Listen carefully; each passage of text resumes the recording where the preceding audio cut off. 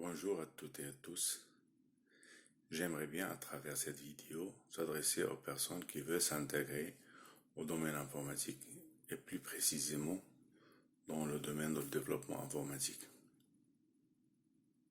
La question qui se pose, est-ce qu'on peut devenir des développeurs? Est-ce qu'on peut apprendre à coder? Eh bien, la réponse est oui. Vous pouvez devenir des développeurs. Vous pouvez apprendre à coder. Il faut juste se mettre au travail.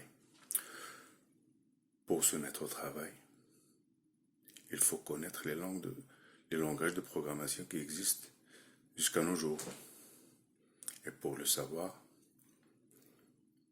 on va fouiller dans le site Wikipédia des langages de programmation. On va trouver des centaines et des centaines de langages de programmation. La question qui se pose, est-ce qu'on va apprendre tous ces langages? Mais c'est absurde d'apprendre des centaines et des centaines de langages de programmation pour devenir un développeur. C'est irréalisable. Et la solution, en regardant la liste des langages de programmation qui sont dans le site, on trouve qu'il y a des dizaines et des dizaines de langages qui ne sont plus utilisés à nos jours, alors que d'autres qui sont peu utilisés. Et d'autres qui sont plus utilisés. La question qui se pose, est-ce qu'on peut apprendre un langage peu utilisé? Comme ça, on aura moins de concurrents et on aura au final plus de chances à avoir du travail. La réponse est comme si tu mises sur apprendre une langue d'une tribu qui est reculée quelque part dans un coin du monde. Est-ce que cette langue va te servir de communiquer avec le reste du monde? La réponse est non. Donc, il faut apprendre une langue qui est universelle ou quasi universelle.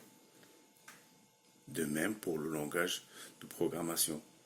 Il faut chercher une langue qui est populaire et utile. Et comment savoir une telle langue est utile ou populaire? Pour le faire, pour le savoir, on va fouiller dans les sites de recrutement internationaux comme Monster, comme Indeed. Eh bien, j'ai fait une recherche là-dessus.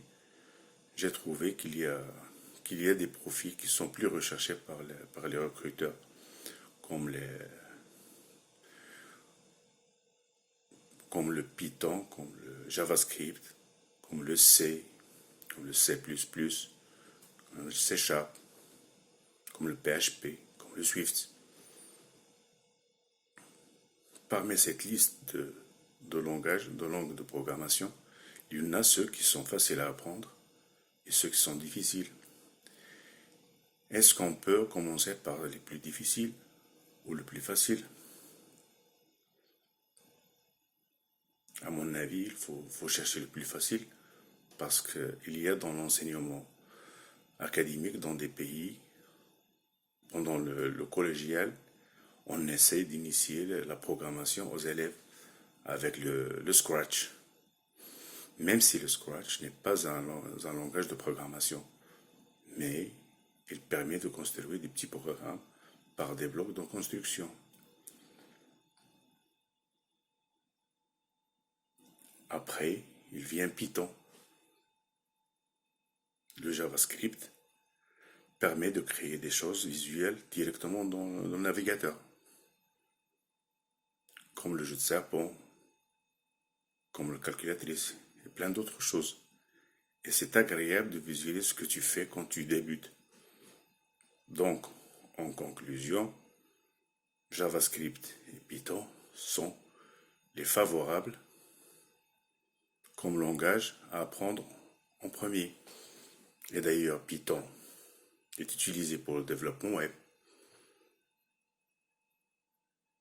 pour l'intelligence artificielle et le big data,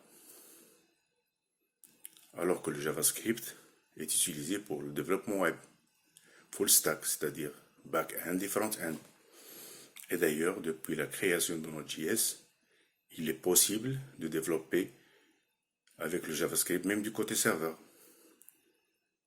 JavaScript est utilisé pour faire des applications mobiles, comme Facebook, comme Instagram, comme Uber, comme Skype. Avec le framework React Native, JavaScript est compatible à la fois pour iOS et Android. Donc, on trouve que JavaScript gagnera du terrain prochainement, certainement, sur la robotique, sur le machine learning, sur la réalité virtuelle. Comme ça, on a fait le tour de cette vidéo. Je vous remercie.